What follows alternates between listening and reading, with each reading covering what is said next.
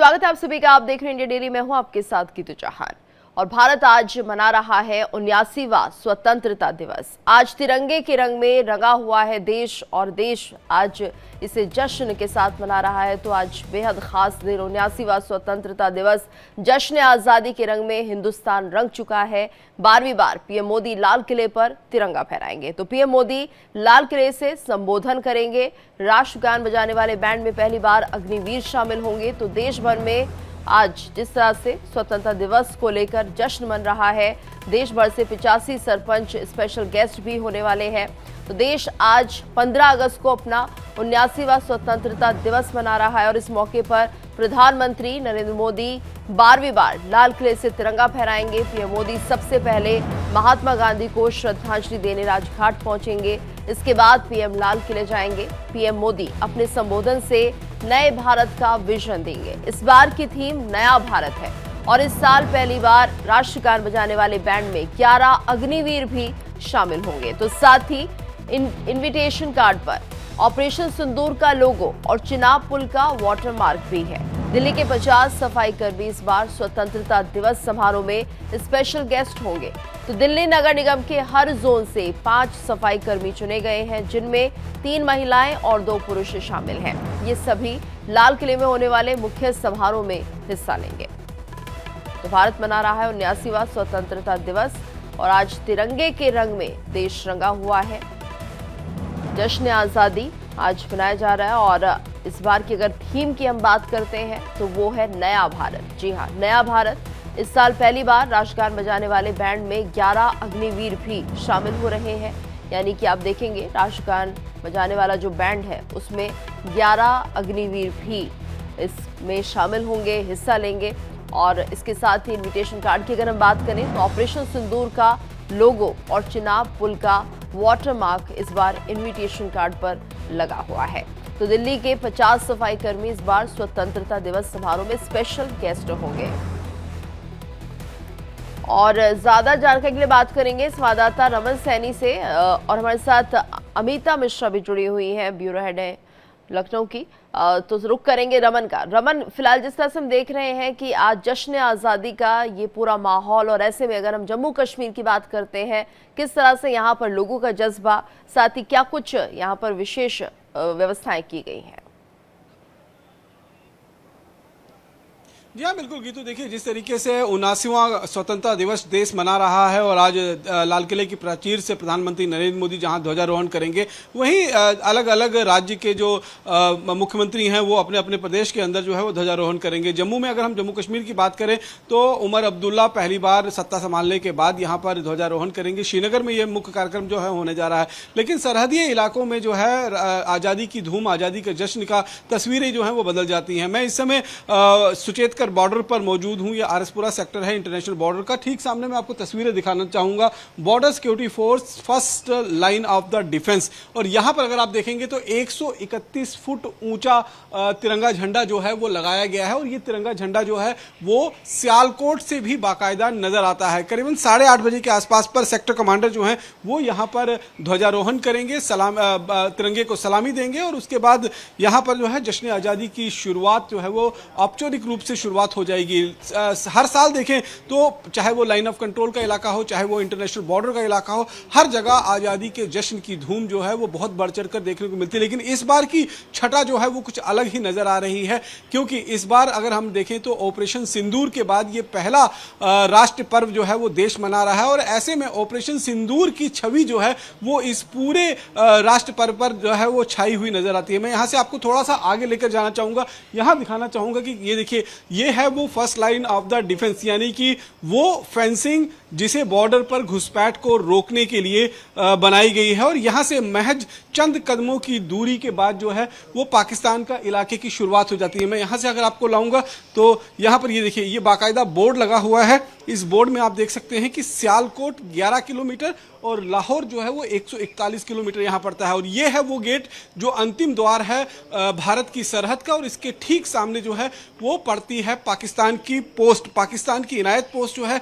वो इसके ठीक सामने है। अभी तो दरवाज़ा यहाँ बंद है, लेकिन जो बीच में झरोखा है वहाँ से मैं आपको पाकिस्तान के साइड की भी तस्वीर जो है यहाँ से दिखाना चाहूँगा कि यहाँ पर किस तरीके से जो है वो पूरे जश्न की तैयारी जो है वो रखी जाती है। और हमेशा जश्न में किसी तरीके का खलल ना दुश्मन डाल सके, इसको देखते हुए बाकायदा इंटरनेशनल बॉर्डर पर बीएसएफ के जवान और लाइन ऑफ कंट्रोल पर भारतीय सेना के जवान जो हैं वो हमेशा तैयार रहते हैं, तत्पर रहते हैं। ये तस्वीरें इस समय जो आप देख रहे हैं ये सीधे तौर पर पाकिस्तान के उस सरजमी की तस्वीरें हैं जो इंटरनेशनल बॉर्डर के महज चंद कदमों की दूरी पर है। यहाँ से 200 मीटर दूर जो है वो जीरो लाइन है और उसके बाद पाकिस्तान की इनायत पोस्ट की जो है वो शुरुआत हो जाती है। सीधे तौर पर यहाँ पर देखें तो एक गजब ही उत्साह जो है वो देखने को मिलेगा। अभी यहाँ पर सेक्टर कमांडर जो हैं वो रात को ही आ चुके हैं और करीबन 8-8:30 बजे के आसपास में यहाँ पर ध्वजारोहण होगा, सलामी ली जाएगी और उसके बाद यहाँ पर एक संदेश जो है वो देशवासियों को दिया जाएगा, क्योंकि हमेशा से बीएसएफ का एक ही मूल मंत्र रहा है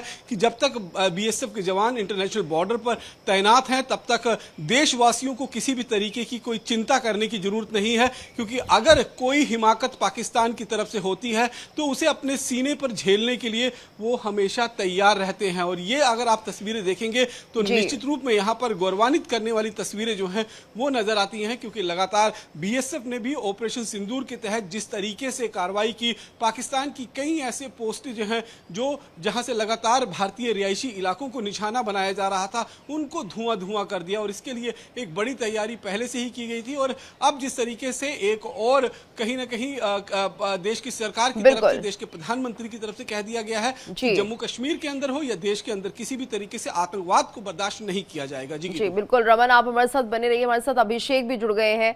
अभिषेक, आपसे भी हम जानना चाहेंगे आज क्योंकि जश्न आज़ादी का माहौल है और ऐसे में किस तरह से अगर हम बात करते हैं गाजियाबाद की तो यहाँ पर लोगों में उत्साह दिख रहा है और क्या कुछ कार्यक्रम आज होने जा रहे हैं? जी जीतू जी, मैं आपको बता दूं कि पहली बात तो 15 अगस्त का जो त्योहार है ये एक तरह से हमारे देश में, पूरे देश में बनाया जाता है और ये आज़ादी का जो जश्न है ये बहुत ही खूबसूरत तरीके से गाजियाबाद में बनाया जाता है।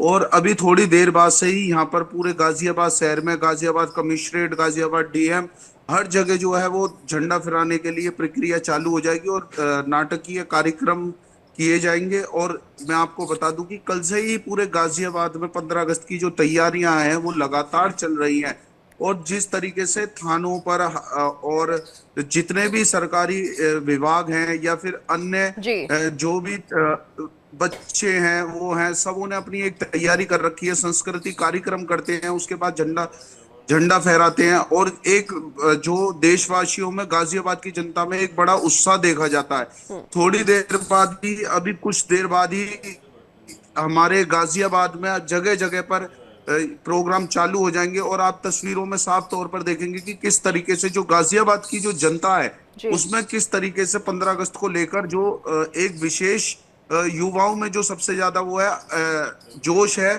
और बाइक रैली का भी आयोजन किया गया है तिरंगा यात्रा के तौर पर।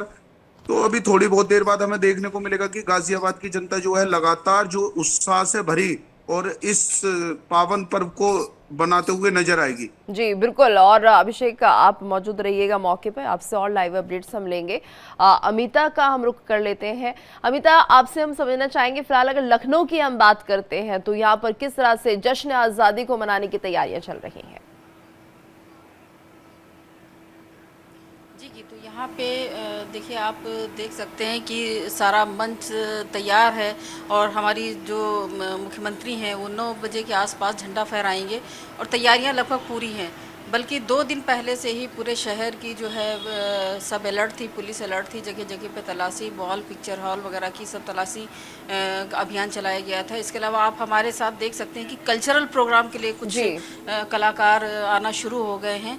प्रोग्राम से पहले आप देख रहे हैं कि बिल्कुल। और अमिता जी, हम चाहेंगे आप इनसे बात भी करिए कि कितना खुश आज ये महसूस कर रहे हैं, कितना गौरवान्वित आज महसूस कर रहे हैं, क्योंकि तैयारियां तो चली रही हैं। अगर थोड़ा सा समय हो इनके पास तो इनसे जरा जानने की कोशिश कीजिए, या कुछ गुनगुना दें हमारे लिए, कुछ अपनी कलाकारी प्रस्तुत कर दें, तो उसको लेकर थोड़ी बात कीजिए जरा इनसे।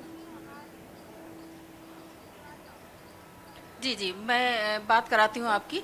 आप कहाँ से हैं? अयोध्या से। अयोध्या से। किस प्रोग्राम के लिए आप यहाँ पे आए हो? हम लोग यहाँ पे स्वतंत्रता दिवस की विधानसभा के सामने जो परेड हो रही है उसमें बधावा लोक नृत्य प्रस्तुत कर रहे हैं। अच्छा, इसमें संगीत भी आपका अपना होगा या नृत्य होगा? ये नृत्य है, नृत्य पोषण है सारा, और यहाँ पर करीब 5-6 राज्यों के लोग आए हुए हैं,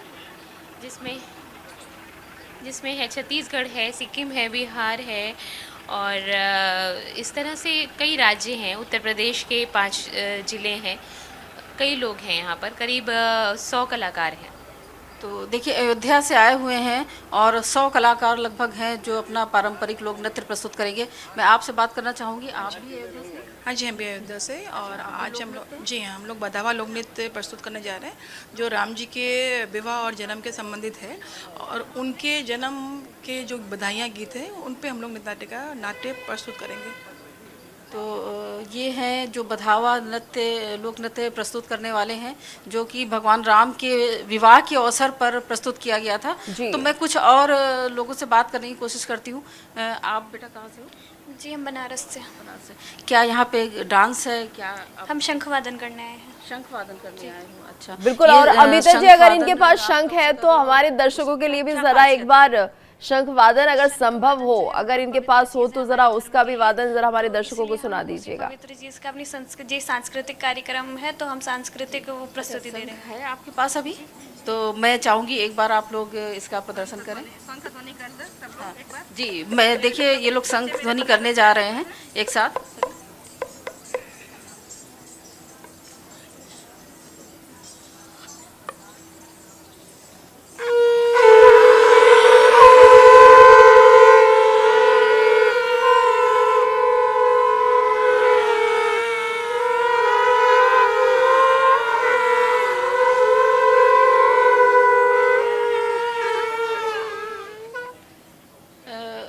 गीतू, आपने सुना कि जी। कितना सुंदर इन लोगों ने प्रदर्शन किया।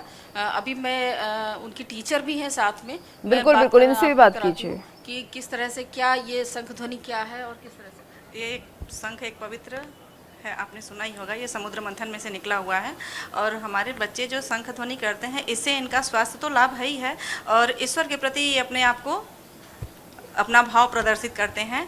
और बनारस के 80 घाट पे मेरे बच्चों का रेगुलर प्रतिदिन सुबह बनारस का जो प्रोग्राम होता है उसमें हमारे बच्चे अपनी प्रस्तुति देते हैं शंख वादन और वेद के मंत्रों के द्वारा। हमारे बच्चे वेद का मतलब वेद ही अध्ययन करते हैं और वेद मंत्रों का उच्चारण करते हैं और शंख ध्वनि करते हैं। मेरे ये कितने साल से आप लोग इस तरह का कार्यक्रम मेरा संस्था, मेरा विद्यालय पाणिनि कन्या महाविद्यालय है, और ये 50 सालों से अनवरत ये चल रहा है। और पिछले 10-12 सालों से 80 घाट पे जो चल रहा है प्रस्तुति, वो बच्चे मेरे रेगुलर 4 बजे भोर में जाते हैं और वहाँ सुबह बनारस में अपना प्रस्तुति देते हैं मेरे बच्चे। तो गीतू, आपने सुना कि ये बनारस के 80 घाट पर इनका पिछले 50 साल से ये शंख ध्वनि का कार्यक्रम आयोजित करते आ रहे हैं। इनके बच्चे ये पूरा जो पारंपरिक वैदिक शिक्षा है उसके अंतर्गत ये शंख ध्वनि का कार्यक्रम करते हैं सुबह 4 बजे। बिल्कुल, और हम देख रहे हैं कि किस तरह से विशेष तैयारियां की गई हैं, और ऐसे में अब से कुछ देर के बाद यहाँ पर कार्यक्रम भी शुरू होना है, ध्वजारोहण करा जाएगा। आप मौके पर बने रहिएगा, आप सभी हमारे साथ जुड़े रहिए।